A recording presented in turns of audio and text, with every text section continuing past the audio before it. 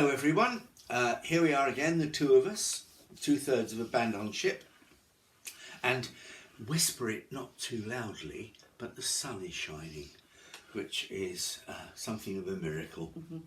Anyway, we're here, stuck indoors, and we're here to talk about our tutorial song for this week, which is a terrific song called Love and Marriage.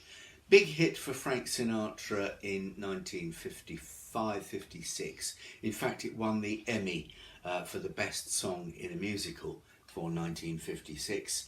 The show concerned was actually a musical version of Thornton Wilder's play Our Town.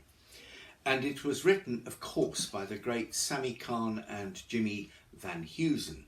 Jimmy Van Heusen's real name was Edward Chester Babcock, and he changed it at the age of 16 to Van Heusen, named himself after the shirt makers.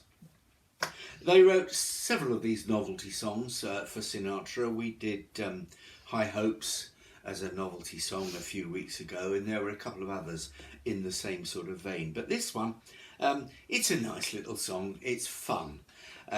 Love and Marriage, I'm sure you know it. If you don't, you can listen to Sinatra's version. He does it in the key of B flat major. Well, what ukulele player wants to play in B flat? So we've just slipped it down a semitone, so we're playing it in the key of A major, which is a lot easier on the fingers and the brain. So let's just say the introduction on Sinatra's recording actually has the brass, because it's a Nelson Riddle orchestration, of course. I'm using my low G for this because I find that low A note in this song helps. Pam's using her high G, of course, but the instrumental introduction picks up a little bit of the melody, in particular that, which you can do on here because you're playing on an A chord, which is 2-1-0-0. If you flatten your index finger across to the E string, as well as from the C string, you get that raised E note to an F, and then you can just drop your ring finger down on the second fret of the E string to get the E note. So you're going, and then you switch to an E7, and you can pretty much do the same thing, but then you need to flatten your finger right across your index finger, so you get that F natural note again, and then flatten your middle finger across the two middle strings. So that works out like this: 1, 2, 3, 4.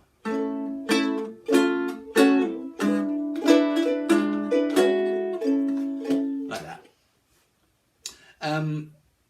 Then again in Sinatra's recording it does that a couple of times, and then just goes onto a plain A chord, just doing that. Love, and then it goes into the verse. Nothing too much to worry about in the verse. There's one chord there that we'll come to, but apart from that, it's all pretty straightforward. So we're in A, and we're going to A, love and marriage. We're going to E7, love and marriage. Then we go back to an A, and we're doing a rundown. We're doing an A to A7 to D minor, and I like to stay in the same octave if I can. So I recommend playing the A like that as normal, 2-1-0-0, and then the A7 as 2-1-3-0 instead of 0-1-0-0. That's plain A7. But on my low G, of course, that G note comes out down there on string 4. Whereas if I play my A7 like that, then that G note is up there in the right octave, because what we're doing is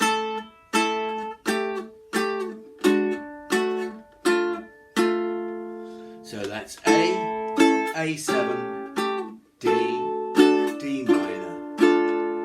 So we're getting that. Which is just a nice little rundown in the harmony behind the lyric.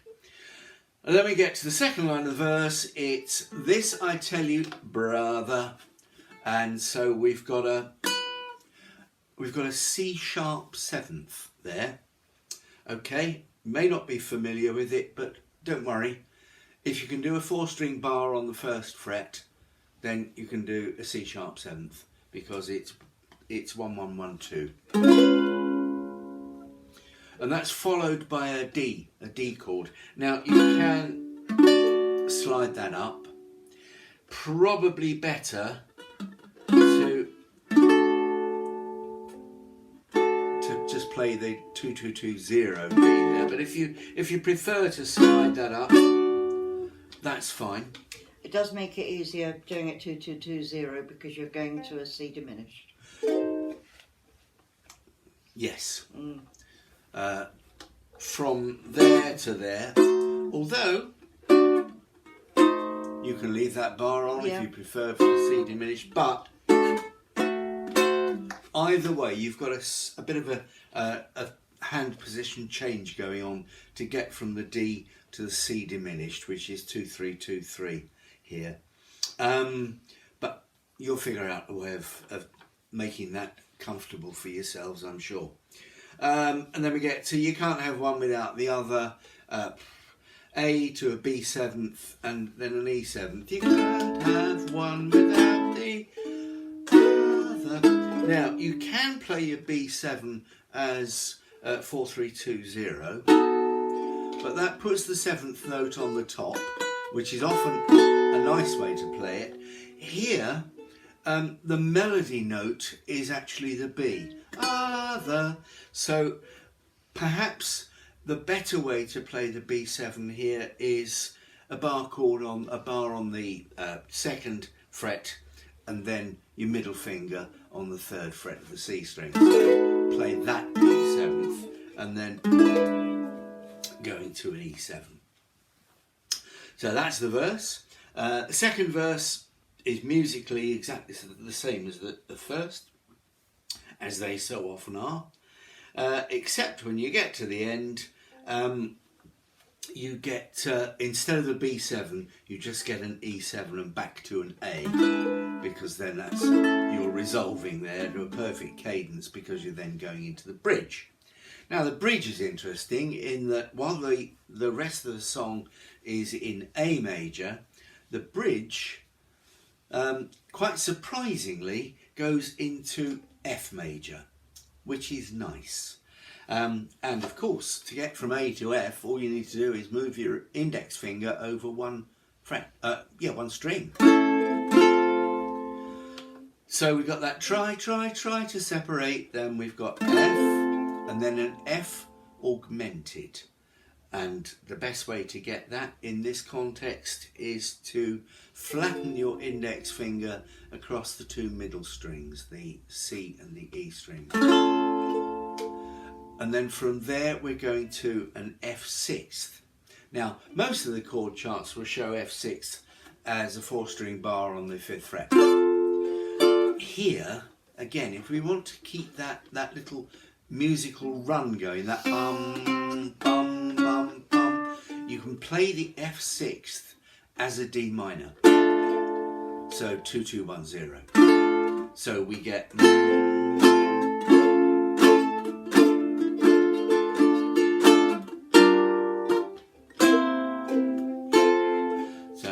What we had there was a G minor 7th, which is 0 2 1 1, and then a C 7th, either the 0 0 0 1 or the one that I prefer usually, which is 3 0 0 3. Just think there's more control on that one, and it buries the 7th down there. Where would it go to? Yeah, it's an illusion. And then we repeat that. And and then it's again surprisingly lurches back into A. Come to this conclusion, and where you've got that little space in between come and to, you can do a little riff. Just that. You're playing an open A string and drop your little finger on the G sharp, which is the 4th fret of the E string. Open, and then the 2nd fret of the E string for the F sharp. So we get. So putting that in context, it goes try to sing the new. Sorry. Let's start that again. 2, 3, 4. Try, and you will only come to this conclusion. Okay. Right. So if we put that middle 8 together, that was a bridge, and I'll try and get it right. Okay. Just for a change. Okay. So try. 1, 2, no, will. 4. Try to separate them. It's an illusion. Try, and you will only come to this conclusion. Love. There you go. That's how you should do it. And then the 3rd verse is musically exactly the same, except at the end, where again it resolves to a perfect cadence. It resolves to the A, but instead of going directly from the E7, it goes via the B7. So we get the last line of the 3rd verse. 1, 2, 3, 4. You can't have one without the other. Okay, so then after that, if you want to put an instrumental break in, by all means do so. And I would suggest that you base your instrumental improvising on the tune of the verse. And therefore the chords of the verse, chords of the 2nd verse. Because after the instrumental break, then you're going back into the bridge. Try to separate them. And then the last verse is exactly the same as the 3rd verse, musically and lyrically, except when we get to the ending, the Sinatra arrangement cheekily puts what I call the Cockney ending in. And the Cockney ending is this one that.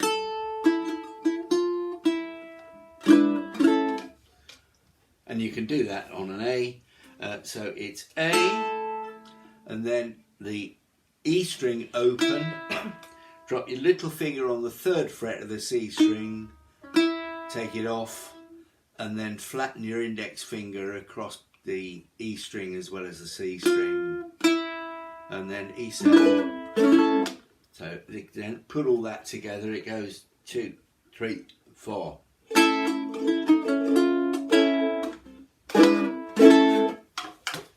There you go. So that's it really. So it's quite a short tutorial today, but it's a good fun song. And so Sammy Kahn and Jimmy Van Heusen wrote some very, very decent songs between them. You should look up their catalogue. So it's a nice short one today because in our world it's a bank holiday Monday and we're going to go out and sit in the sun. So that's all you're going to get for this week. We will have another comic song along on Friday. We've got another 2 or 3 weeks of this regular 2 songs a week, and then wait until we get to if lockdown ends on the 21st of June. Then we will probably discontinue these. If lockdown continues after June the 21st, then we might shove a couple more in. But we won't disappear off your screens altogether, I'm sorry to have to tell you, because we will pop up with the odd comic song if we can find one, or also the odd, if we find a song that's interesting to play with 1 or 2 little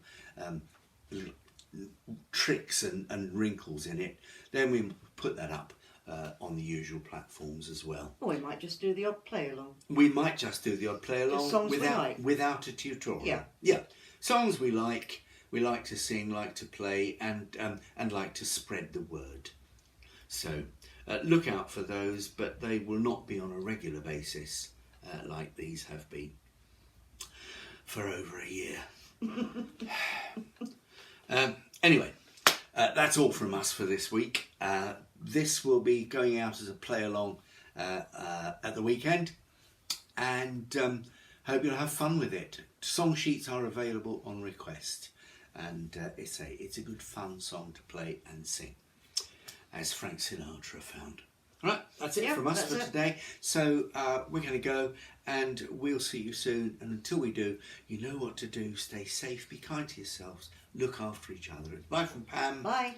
And it's bye from me. Bye-bye for now.